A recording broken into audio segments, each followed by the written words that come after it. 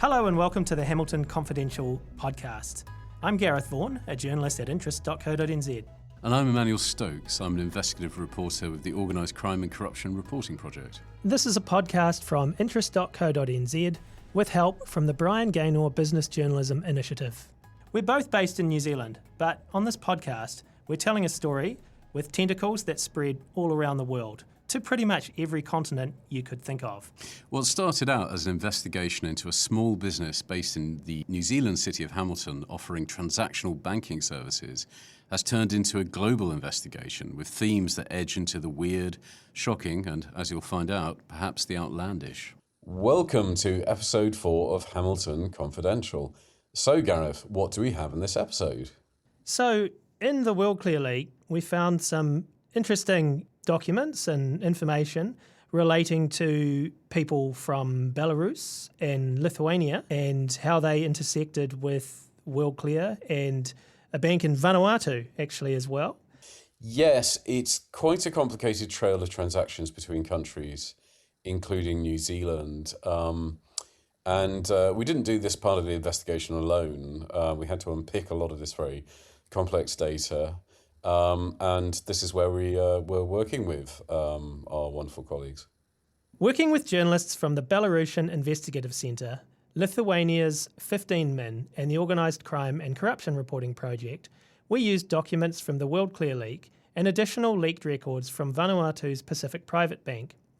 This enabled us to analyse how transactions were made from Cypriot company Walletus Investments to Belarusian oligarch Alexei Aleksin. The files show that after Walletus initiated a transfer from its Pacific Private Bank account to Aleksin, they sometimes passed first into one of Worldclear's accounts at mainstream banks. Worldclear then sent the money via an intermediary, a so-called correspondent bank, to Aleksin's personal account in Belarus. In total, Walletus sent at least $3.4 million to Aleksin's personal account, more than half of which was sent via Worldclear accounts. Each transfer was marked as a loan repayment connected to a 2015 agreement found in the leaked Worldclear records, in which Aleksin issued a $13.1 million line of credit to Walletus.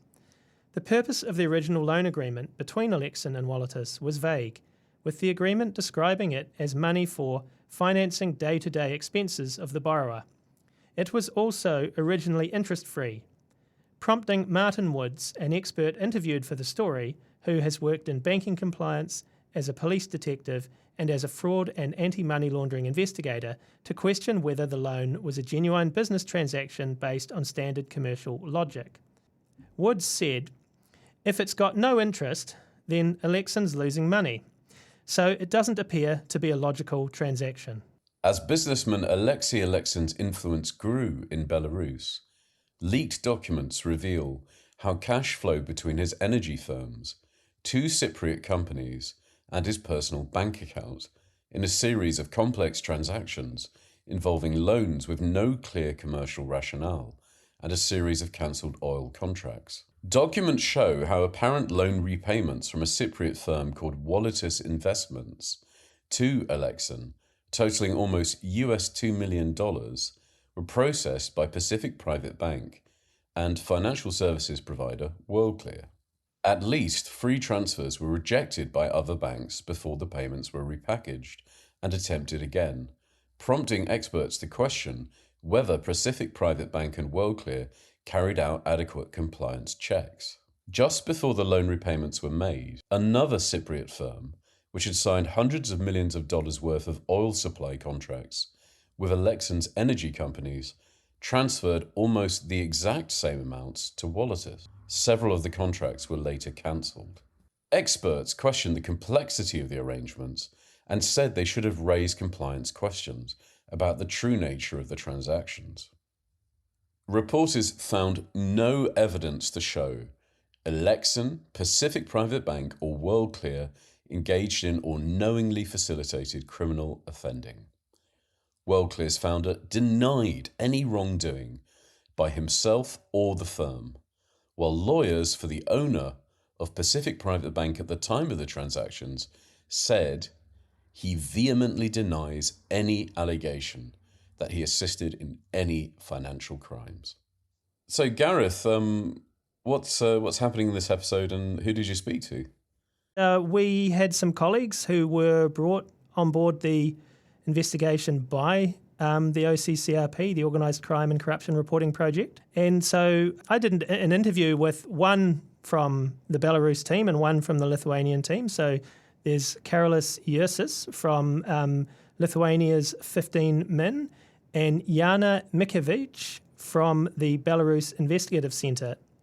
Gareth interviewed Karolis and Jana who works under a false name, about working on the Worldclear project, what they found in the data that was of interest to them and why, and what they think the story means for New Zealand's reputation.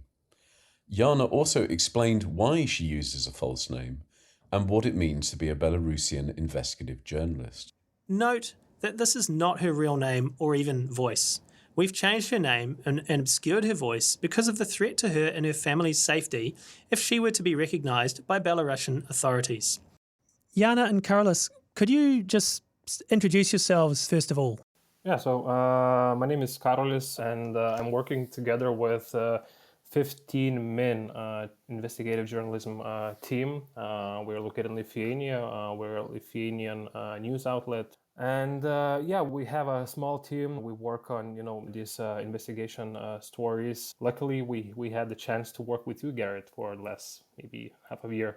My name is Jana. I'm a lead investigative journalist at Belarusian Investigative Center. We investigate corruption, different power abuses in Belarus, expose fake news, and we committed to principles of transparency and responsibility. We are Belarusian media outlet, but we work from exile, not from our country. Yeah, can you tell us a little bit, Jana, about what that means? Because I think for New Zealanders, we probably take freedoms for granted. We have freedom of the press and we obviously have libel laws in New Zealand, but we're free to report on New Zealand politicians and their activities and that type of thing. So what does it actually really mean to be a Belarusian investigative journalist? I mean, you said you report from exile, for example. So you can't be in your own country.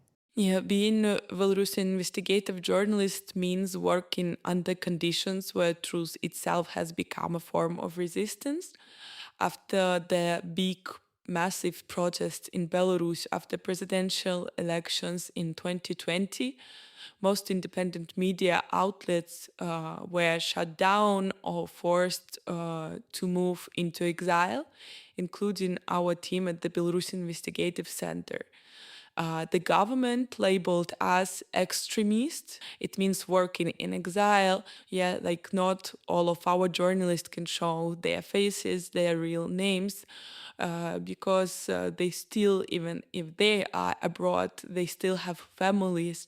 And as soon as you reveal your name or your face, your families will be threatened and they will be persecuted and they will be pressured. And I think it's like the most difficult part when something bad happens kind of because of you with your relatives, but you can do nothing with it because you're far away. So we may not have freedom at home, but we still defend our means through our work every day. That's it's a brave and inspiring story. So thanks for sharing that. So obviously, Jana and Karolis, you were investigating Pacific Private Bank, a Vanuatu bank, when I guess I turned up with some data about Worldclear, a New Zealand company, and lo and behold, Pacific Private Bank happened to be a customer of Worldclear. So when you guys started looking at the Worldclear data, obviously Pacific Private Bank caught your eye. Yeah, so actually when you approached OCC European, when we started to work together, it was actually a very good time for that, because before that, a few months, we just published another story, and that was the first time when we got interested into Pacific Private Bank. And that previous story of ours, it was about these few Lithuanian businessmen. It was they started a crypto project. They promised to build a huge neobank, as they called it, at the time. And 2017, they issued, this crypto token. They distributed it around investors. I think it was something around 100,000 people, investors who actually bought the token. They invested money into this project. And what happened next? These Lithuanian businessmen, they shortly after bought a bank in Vanuatu, and that appeared to be the specific private bank. And at that time, investors, part of them, they were curious about this. Part of them were, raising suspicions. Why do an European project, European bank, need to acquire a bank in such a jurisdiction in Vanuatu, which is very strange and it's not familiar to us. And when we heard the first time the name of this Vanuatu archipelago, in this specific region, it was very odd to us. So we did an investigation on it, what did happen to this money, and we had these questions in our mind. And when we, approached Pacific Private Bank, we had a very good opportunity to research what was going on inside. And eventually we revealed that part of this money, which was collected during this project, and they collected lots of money, it was more than 100 million euros. So significant part, 45 millions, was actually funneled to Vanuatu. And what happened there, some of this money was just distributed among the founders of this project. Some of the money was just loaned to entities which have nothing in common with the project, but they were controlled by the founders. And through these entities, they bought some luxurious real estate in Europe, in Vanuatu. They were lending the money to themselves, So it was a very interesting story. And at that time, we could see how freely these people, they were acting within the walls of this bank. And, they were acting with this money as it belonged to them, not to the investors, not to the project. And then you came with this new data set from Worldclear, and it allowed us to see more, what this bank was doing. And what is very important here, that when we were investigating our story, Bankera story, this project was called Bankera, which attracted, investments, that this bank, PPB, it was the Lithuanian businessman acquired this bank in 2018.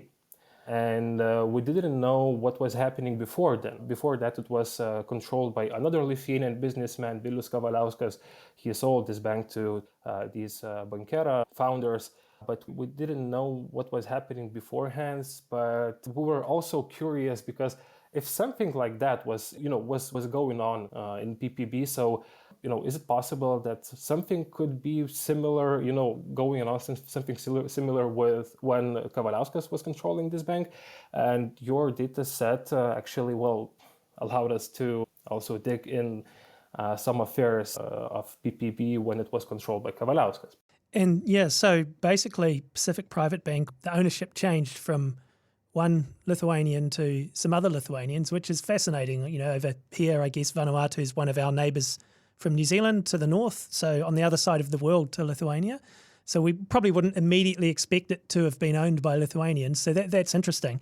But then also, Jana, obviously when you started looking at the Worldclear data, I'm sure the name Alexei Aleksin would have jumped out at you guys. Can you tell us a bit about who he is and I guess why he matters in Belarus?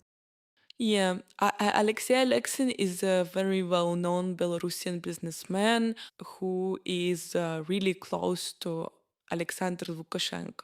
Aleksin is a co-founder, together with two other Lukashenko-linked businessmen, Alexander Zaitsev and Nikolai Vorobey, of the company Bremena Group, which operates within Bremena-Orsha Free Economic Zone in Belarus. According to a decree signed by Alexander Lukashenko, participants in this zone receive various privileges. For example, they are exempt from paying VAT and custom duties. And back in 2021, Belarusian Investigative Center revealed that they have been able to circumvent European sanctions through that economic zone. In 2018, Lukashenko changed the boundaries of Minsk, the city capital of Belarus, to allow the construction of tobacco factory, which was owned by Alexei. Alexei's family received almost 4 hectares of land in Minsk district from Lukashenko for 99 years lease, and Alexei himself obtained leases for state-owned tobacco kiosks, like really small shops, tabakerka. In June 2021, the European Union imposed sanctions on Alexei, and in the explanation, they say that he is one of the leading Belarusian businessmen and maintains close ties with Alexander Lukashenko and his son Viktor Lukashenko. So Lukashenko, of course, he's the president of Belarus. We don't call him a president because we don't think that the elections that he won were legitimate. How should we think of him? I mean, I guess for an audience outside of Belarus, should we think of him as a dictator? A person who's ruling a country but not legitimately. Okay. So what do we see him doing in the Worldclear data leak?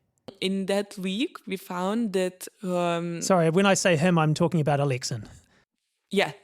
In that leak, we see that 10 years ago, in 2015, Alexei provided an interest-free loan of $13 million to the Cypriot company Volutus Investments Limited. And when we talked to experts, that was the first red flag they raised, because they say that interest-free loan, you don't provide it if you're doing business, because you want to earn with your money.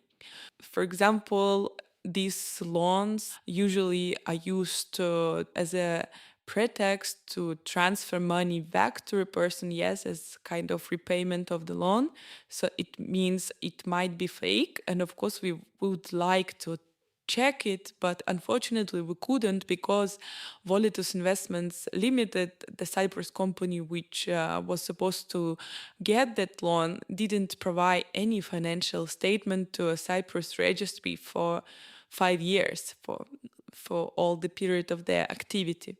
But then what we see as well, thanks to the leaked document, is that when Volutus Investments transfers the money to Alexei's personal account in Belarus as a repayment of that loan, they do it through this specific private bank in Vanuatu. But before sending this money, they get the same amounts of money from another Cyprus-based company, Samstek International, which is officially owned by Mehdi Mehdiyev, which is really close partner of Alexei's family.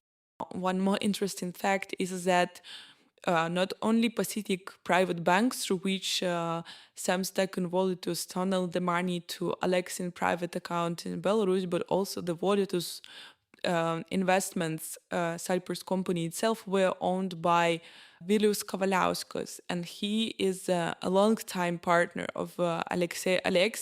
So that what we see, if to conclude that after Alexei gave that loan to Volutus Investments, the amounts of money like $500,000, $1 million started to come to Alexei's account as repayment of that loan. But before, that money were sent to Volutus from the company Samstek, which is owned either by Alexei's close partner Mehdi Mehdiyev, or maybe in that case he was even performing the role of proxy of Alexei. Okay. And Karolis, I mean, Alexei has influence in Lithuania too, doesn't he? There are some ties to Lithuania and Lithuanian businesses. Of course, as Lithuanian journalists, we always keep track of that because, due to his relations with Belarusian dictator Alexander Lukashenko. But yeah, there are some companies. There are some companies that belong to him, and they're still left in Lithuania. I just want to add, one more thing that Jana just told, about this Kavaliauskas guy. He's actually, he's a very intriguing businessman, and why he's so important in this story, because he's not just a businessman who controls the bank in Vanuatu, this specific private bank, but his story begins with this company called Kluben, which is asset manager, provides managing services to wealthy people, to businessmen. And, Pacific Private Bank is just one of the, let's say, institutions that serves, this infrastructure of their services. So when we're talking about Kavaliauskas and companies which are related to Kavaliauskas and their clients, so we have to understand that basically most of the entities are in one person's, they have control over it. So when we're talking about Sumstek, we have to understand that it's not just a regular Cypriot company. This company is managed by Kavaliauskas company. So basically here in Vanuatu, we have, what is happening there in Pacific Private Bank. We have just a very huge network of businessmen or businesses which are supported by Kavaliauskas. Another name that was of interest in the Worldclear leak, Witold Tomaszewski. Can you tell us about him? Yeah, so Witold Tomaszewski, even, he's from Lithuania, his origins are Lithuanian, but even here in Lithuania, sometimes he's called Mr. Billionaire, but with no more details to his profile, because he's in the tops of the most wealthiest people here in Lithuania, but we still have just a few photos of him, because he's a very secret person. He has businesses abroad. There were some previous stories which revealed his interests in Russia, in Belarus, and also he has some wealth assets in Switzerland. So it's a very wealthy person. So when we are talking about him, we have to understand, first of all, his field of activity. So he's working in energy industry. He has a plant in Russia and extracting oil, all together with another Belarusian oligarch, a lot of money from oil products. So he is a big, huge businessman. He is a wealthy businessman, and one of the things that really surprised us here, that beforehand we could know what are companies associated with this person, what kind of activity he does, but we never had a chance to see what is behind the curtains, because basically previous data sets that journalists were working with were financial statements, company statements and everything, and this time when we see this Worldclear data, we can see more detailed activity of him. So it's very fascinating that we were able to discover some other schemes that how he is acting, and PPB served him well in this case. Yeah, anything in particular that stood out in terms of what you found out about him from the Worldclear data? Nothing really new was discovered in a matter of what kind of businesses he has, but what was new for us, the modus operandi of him, because what we saw in this investigation, that there were some kind of very suspicious activity, financial activity, some new relationships with Russian businesses and businessmen. We discovered one new name, Maxim Zhukov. It's a businessman from St. Petersburg, and we see there very suspicious activity when it comes to lending money. Then you raise question, is everything fine with those transactions? Because basically what Witold Tomaszewski does there, he gives money, $16 million, 16 and a half, I think. He gives this money to PPB, and PPB at the same day, it lends the money to this Russian businessman, Maxim Zhukov. So in other words, Tomaszewski agrees he guarantees the loan, which is distributed to this Russian businessman. So at this point, everything might seem to be okay.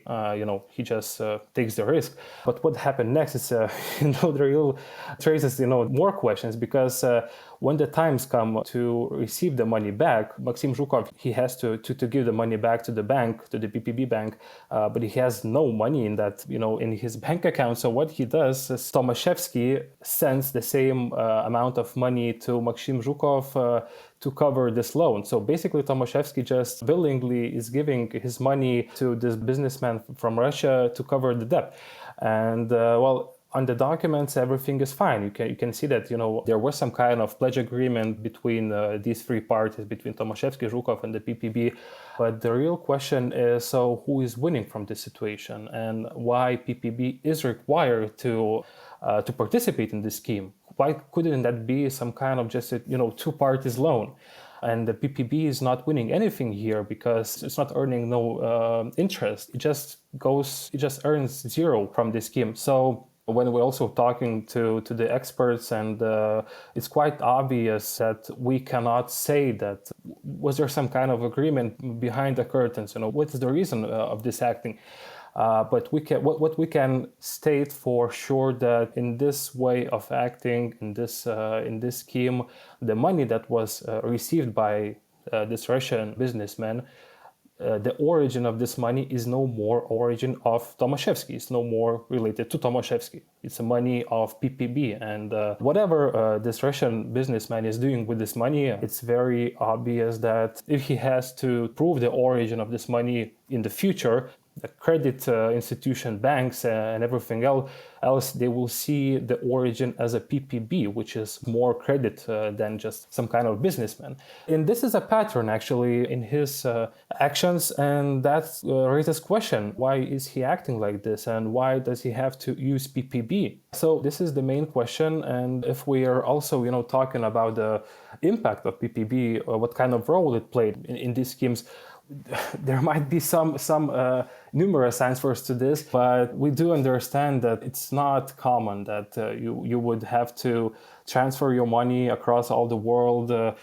He's a businessman based in Europe, so why does he have to transfer this money across all the world into this small tiny bank and just operate like this? So yeah, this is something new that we discovered about Tomaszewski. And Jana, for you and your colleagues, was there, obviously, apart from the obvious Alexei Aleksin, was there anything else that really caught your eye in the Worldclear data? I think Alexei Aleksin was the main figure and the biggest figure, which is interesting for us. We told Tomaszewski as well, as Karolis mentioned, because he was participating in those fraud schemes, oil products with another Lukashenko's money back Yuri Chish from Belarus. The oil products issue there, can one of you just kind of briefly explain what that was? Because that was quite an interesting situation. Yeah, it was called Solvents and Thinners Scheme. Does it sound good? That's translation. Sounds interesting. Yeah, that's some kind of oil products. And the Belarusian businessman I mentioned before, Yuri Chish, considered to be a money back of Lukashenko and his Lithuanian partner Witold Tomaszewski, tunneled off billions of dollars and in Belarus by obtaining access to cheap Russian oil from the state. For that, Tomaszewski created a company in Singapore called Worldclear Ltd back in 2011. And we see that already in 2012, the turnover of that company was $5 billion. And that was the approximate amount of the money they got from this scheme with solvents and thinners. So yeah, basically both were buying Russian oil products, but they were selling it to Europe as solvents and thinners, not as that oil product that they were in reality. I guess, so when you look at this data from Worldclear, so we've basically got a New Zealand company providing, I suppose we'd call it correspondent banking type services to the likes of Pacific Private Bank, and customers like Alexin and Tomaszewski are in there. I mean, what does this do, I guess, for New Zealand's reputation and the impression that you would have, sitting on the other side of the world of New Zealand? So, well, first of all, we have to know that this is the Pacific Private Bank who is using Worldclear services. It's casual to use correspondent banks all across the world. The clients, let's say Alexin, Tomaszewski, well, that's also a question. We cannot be sure about that, but they even might be that they were not aware about this, that, there was some kind of middleman as Worldclear, but PPB used Worldclear as also as one of the paths to provide these financial transactions, for their clients. And when we are talking about the impact, I really want to go back to the beginning of this podcast when Jana told about, what it feels to be exiled due to the regime. And we have to understand that PPB using Worldclear, which is using some kind of loopholes in New Zealand's regulatory, it actually serves the people, who are close to that regime.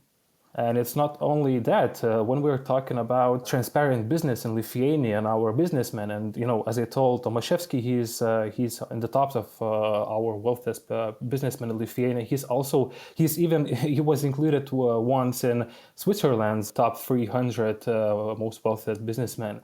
So when we are talking about these kind of money flows of this amount, we have to understand that, well, if there's some kind of hole in New Zealand, policy, so not the most transparent businessmen from Lithuania, from Belarus, they're using that, they're exploiting that. Well, of course, it's always, a shame for us when we are finding something. For me personally, when you find some Lithuanian doing, some kind of intransparent activity in other countries or using other countries' regulatory, it's not the best feeling. So, and we don't even feel this because everything is happening behind the curtains, and you can only, find out about the final result only if some kind of, law enforcement investigation gives some kind of result. Because this Bankera story that we're talking about, it was always a mystery for investors, for people who were buying this Bankera token, and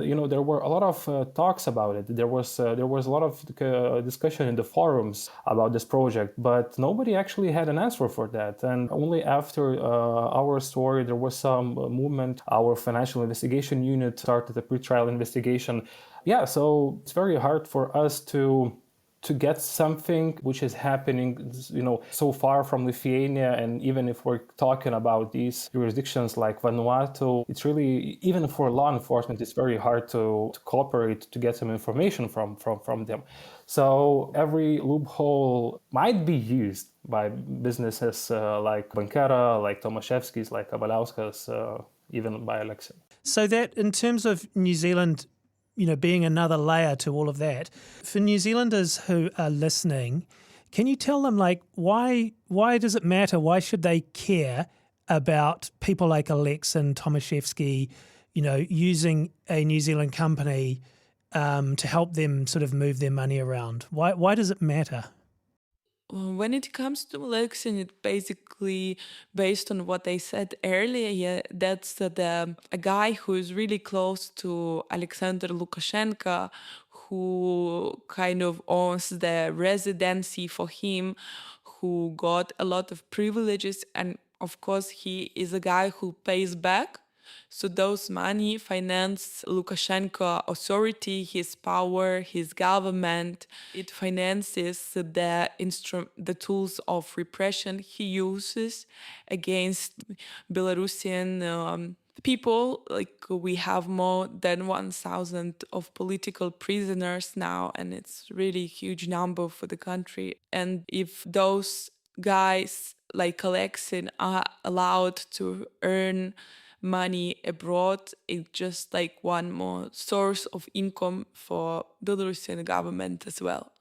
That's also, another thing is a reputational question, because during this investigation, we saw some transactions, let's say, when Kavaliauskas company is trying to send the money to Alexin, some transactions were not going through Worldclear, but going through other ways, other correspondent banks, and they were rejected. And these were European banks. So what happens next? All right, they retrieve the money and they pass this money through Worldclear. So that's also a question of, reputation. And Lithuania is also, we do understand this reputational aspect, because we also are struggling with fintechs coming into Lithuania, because we were few years ago, we were claiming that, all right, Lithuania will adapt to upcoming fintech era, and we will, allow companies to act here with no strict regulations. And many of these companies, they came here, and we got a lot of registered companies, but they were shell companies, with a very huge capital share, but with no employees, with no transparency. And, when we understood that, okay, that might not be very well for also a reputational thing, and that Lithuania might be used as a center for fintechs to come here and act freely. So after a while, we started to apply some additional regulations. Next year, after some changes, many of these fintechs, they will be just closed because they will not comply, with the new regulations. So it's the same thing when we're talking about New Zealand regulations. It's a thing of reputation. Obviously, sometimes we have frustrations as journalists working in Aotearoa, New Zealand, but I think that puts a lot in perspective, really, for people who are working either in exile or still working from inside of Belarus. It's just a completely different world, isn't it, what they're experiencing? So that was very thought-provoking. Yeah, absolutely. It does give you a good sense of the challenges that Belarusian journalists face. It's certainly been a very interesting and great experience working with the Belarusian and Lithuanian journalists on this project. And I should say too that the story that Karolis and Jana worked on with us can be found on the interest.co.nz website, on the OCCRP website, but also at their Belarusian Investigative Center and 15 Min sites. Yes, and I must say that BIC and 15 Mins, I was following some of their stuff before I started working for OCCRP. I was very impressed. So please do check them out, guys. And of course, I was following interest.co.nz in the same way. And I was wondering if I'd ever meet this man, Gareth Vaughan. And there you are, now you have. I should also just add that since we recorded the interview with Karolis and Jana, in which Jana spoke of, I think it was about 1,000 political prisoners being held in Belarus, they have released about 250 political prisoners as part of a deal with the United States, which saw the US ease sanctions on Belarus. Look out for the next episode, where we'll dig deeper into the customers and people behind Worldclear. I'm Gareth Vaughan from interest.co.nz.